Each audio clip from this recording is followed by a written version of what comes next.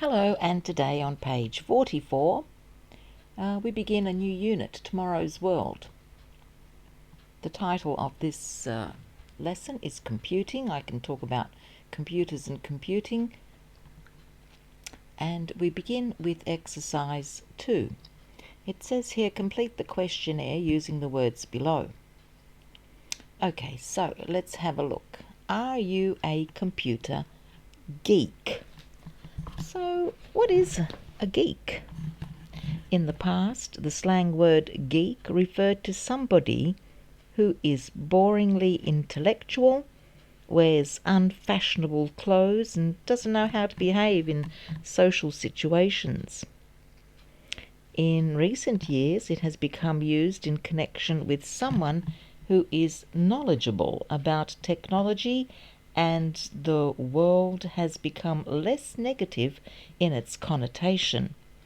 The word is often used with other words, for example, maths geek or sci-fi geek, and so on. Okay, so number 1, have you ever A, downloaded and listened to a podcast?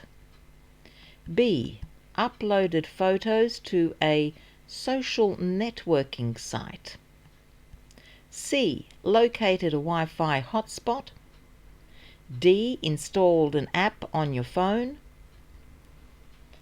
E, joined a file sharing network? F, published a blog?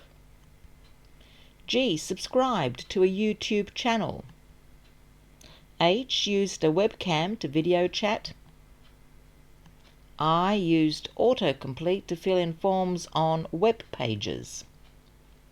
2. Explain these sentences in your own words. A, please contact the webmaster if any of the links on this page are broken. B, your username and password are case sensitive. C, click on the red button to bookmark this web page.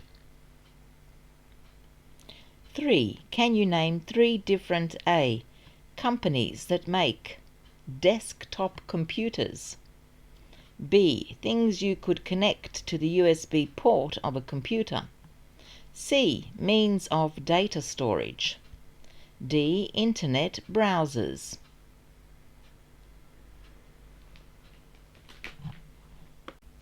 We go to exercise 6 and we match the first part of the sentences about smartphone apps with the endings. So, with this new phone app, 1. Your phone tells you what song is playing. 1E if you hold it in front of a speaker. 2. If you visit a tourist attraction, A, your phone knows where you are and gives you interesting information about the place.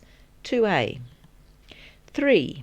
You can make free calls if the person you are calling has the same app. 3F. 4. You can exchange information between phones if you bump the phones gently together. 4D. 5. If you take the phone outside at night, it tells you the names of the stars in the sky. 5C. 6. If you point the phone at something in a shop, it tells you where you can buy the same thing at a cheaper price. 6B. We go to page 115, 5.10 conditional. We use the zero conditional to talk about a result which follows a particular action. For example, if you click on that icon, it opens the email message. If your hair gets wet, you feel cold. We use the present simple to describe the action as well as the result. So the conditional clause here, if you don't sleep well, is in the present simple, and the result clause, you feel tired, present simple. Okay, so number 1, use the prompts to make zero conditional sentences. Remember, the if clause can come first or second. So Number 1, most phones don't break if you drop them. Most phones don't break if you drop them. Number 2, if you push this button, the light comes on.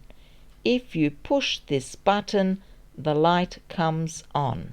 Number 3, my dog lies down if I clap my hands. My dog lies down if I clap my hands. Number 4, cheese melts if you cook it. Cheese melts if you cook it. Number 5, if you turn around lots of times, you feel sick. If you turn around lots of times, you feel sick. Number 6, if the alarm rings, everybody has to leave. If the alarm rings, everybody has to leave. We now go to page 131, 5.1, noun prefixes. We can use the following prefixes to change the meaning of nouns: mini, small, multi, more than one, semi, half, auto, of or by yourself, co, joint, pseudo, not real or true, sub, below, ex, former. Your dictionary will tell you if you need to use a hyphen or if the noun and prefix are written as one word. So let's try and solve the first task here. Learn this box and match the prefixes below with the nouns. Okay, so number 1, autobiography. Number 2, ex-footballer. Number 3, miniskirt.